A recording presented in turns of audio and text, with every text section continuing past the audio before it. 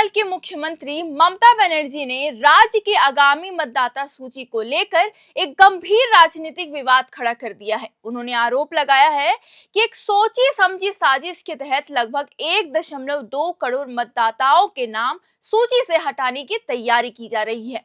मुख्यमंत्री का दावा है कि तार्किक विसंगतियों के बहाने वैध नागरिकों को उनके लोकतांत्रिक अधिकारों से वंचित किया जा रहा है, जिसके खिलाफ उन्होंने सुप्रीम कोर्ट का भी दरवाजा खटखटाया है। अब ये पूरा मामला क्या है वो आपको विस्तार से बताते हैं। तो दरअसल पश्चिम बंगाल की मुख्यमंत्री ममता बनर्जी ने बुधवार को सनसनीखेज आरोप लगाते हुए कहा कि राज्य की अंतिम मतदाता सूची से 1.2 करोड़ से अधिक मतदाताओं के नाम कटने की एक बड़ी साजिश रची जा रही है। एसआईआर के बाद सामने आ रहे आंकड़ों को लेकर मुख्यमंत्री ने तीखी प्रतिक्रिया दी। उन्होंने कहा कि जिन मतदाताओं के नाम काटे जाएंगे उनके लिए वह पूरी मजबूती से लड़ाई लड़ेगी। ममता साउथ कोलकाता के भवानीपुर में एक कार्यक्रम को संबोधित कर रही थी। भवानीपुर ममता बनर्जी का अपना विधानसभा क्षेत्र भी है। ममता बनर्जी ने मतदाता सूची से नाम हटाए जाने के पूरे गणित और उसके पीछे कथित साजिश को विस्तार से समझाया। ममता बनर्जी ने मतदाता सूची से नाम हटाए जाने के पूरे गणित और उसके पीछे कथित साजिश को विस्तार से बताया। उन्होंने बताया कि एसआईआर के पहले चरण के बाद ही राज्य के 58 लाख मतदाताओं के नाम सूची से हटा दिए गए थे।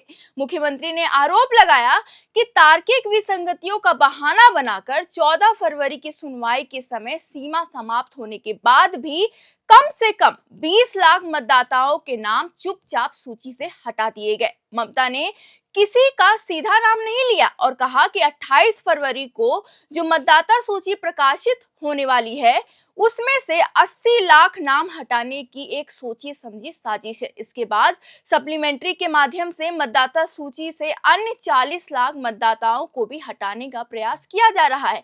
इन सभी आंकड़ों को मिलाकर मुख्यमंत्री ने कुल 1.2 करोड़ मतदाताओं को उनको लोकतांत्रिक अधिकार से वंचित किए जाने की आशंका जताई है। मुख्यमंत्री ने यह भी कहा कि अनुचित तरीके से नाम हटाए जाने की इस प्रक्रिया को रोकने के लिए उन्होंने देश की सर्वोच्च अदालत का भी दरवाजा खटखटाया था, लेकिन सुप्रीम कोर्ट के आदेशों के बावजूद यह शैतानी और खतरनाक खेल अभी तक नहीं रुका है। ममता बनर्जी ने कहा कि सुप्रीम कोर्ट का आदेश 4 से 5 दिन पहले जारी होने के बावजूद अब तक जमीन पर कुछ भी नहीं हुआ। ममता बनर्जी ने यह भी कहा और इस मुद्दे को किसी एक राजनीतिक दल या समुदाय से परे बताते हुए कहा कि वह मतदाताओं की राजनीतिक संबद्धता या उनके धर्म को देखकर काम नहीं करती है। उन्होंने कहा कि मैं केवल यह सुनिश्चित करना चाहती हूं कि लोगों के अधिकार उनसे ना छीने जाएं और हमारे लोकतांत्रिक मूल्य पूरी तरह से बरकरार रहे। मैं किसी भी वैध और असली मतदाता का नाम काटे जाने का पुरजोर विरोध करती हूँ। मेरा बस यही कहना है कि जियो और जीने दो। वहीं एसआईआर को लेकर एक नया और इंटरेस्टिंग मामला भी सामने आया है। दरअसल बंगाल में कोर्ट मैरिज का क्रेज अचानक बढ़ गया। पिछले एक साल में इससे जबरदस्त बढ़ोतरी दर्ज हुई है। 2025 में बंगाल में विवाह पंजीकरणों की संख्या सबसे अधिक रही। इस वर्ष पंजीकरण विवाहों की संख्या 1.8 लाख रही, जो 2022 की संख्या से भी अधिक है।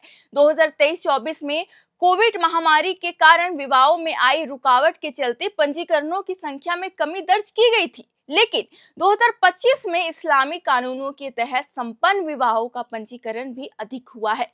विवाह पंजीकरणों में आई इस उछाल का कारण एसआईआर दस्तावेजों की आवश्यकता भी बताया जा रहा है। जुडिशियल ऑफिसर का कहना है कि विवाह प्रमाण पत्र एसआईआर के लिए स्वीकार किए जाने वाले 14 सूचीबद्ध दस्तावेजों में शामिल नहीं है। फिर भी महिला मतदाताओं के उपनामों में परिवर्तन और पते में बदलाव के कारणों की पुष्टि के लिए सुनवाई के दौरान इन्हें स्वीकार किया गया। बंगाल के विवाह महानिदेशक द्वारा संकलित आंकड़ों के अनुसार 2025 में 1,85,700 विवाह पंजीकृत हुए। यह संख्या 2024 की तुलना में 12,300 अधिक थी। इससे पहले 2022 में सबसे अधिक 1,81,000 विवाह पंजीकृत हुए थे। साथ ही आपको बता दें कि सुप्रीम कोर्ट ने मंगलवार को कलकत्ता हाई कोर्ट के चीफ जस्टिस को पश्चिम बंगाल में वोटर लिस्ट चल रहे स्पेशल इंटेंसिव रिवीजन यानी एसआईआर में लगभग 80 लाख दावों और आपत्तियों से निपटने के लिए पड़ोसी राज्य झारखंड और उड़ीसा से सिविल जजों को तैनात करने और जुडिशियली अधिकारियों को बुलाने की इजाजत दे दी है। और जस्टिस जॉय माल्या बागची और विपुल एम पंचोली की बेंच ने कोलकाता हाईकोर्ट के चीफ जस्टिस के एक लेटर पर ध्यान दिया,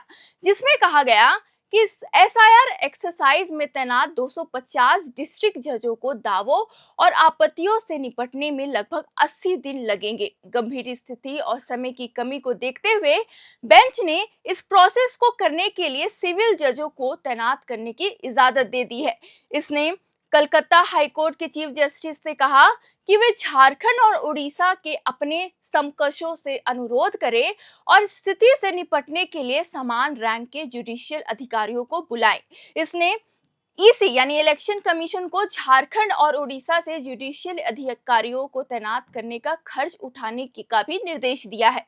टॉप कोर्ट ने ईसी को 28 फरवरी को फाइनल इलेक्टोरल रोल पब्लिश करने को भी इजाजत दी है और साफ किया है कि वेरिफिकेशन प्रोसेस आगे बढ़ने पर पोल पैनल सप्लीमेंट्री लिस्ट जारी कर सकता है। कुल मिलाकर पश्चिम बंगाल में 1.2 करोड़ मतदाताओं के नाम कटने की आशंका ने देश के लोकतांत्रिक ढांचे पर गंभीर सवाल खड़े कर दिए हैं।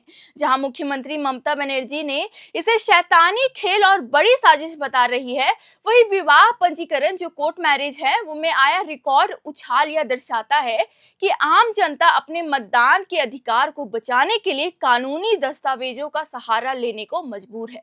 अब यहाँ सबसे बड़ा सवाल यह आता है कि क्या यह केवल मतदाता सूची का शुद्धिकरण है या इसके पीछे कोई गहरा राजनीतिक एजेंडा छुपा हुआ है। खैर, इस पूरी खबर पर आपकी क्या राय है कमेंट बॉक्स पर जरूर लिखकर बताएं। बाकी वीडियो को लाइक करें, चैनल को सब्सक्राइब करें और ऐसे खबरों के लिए देखते रहे एयर नाउ।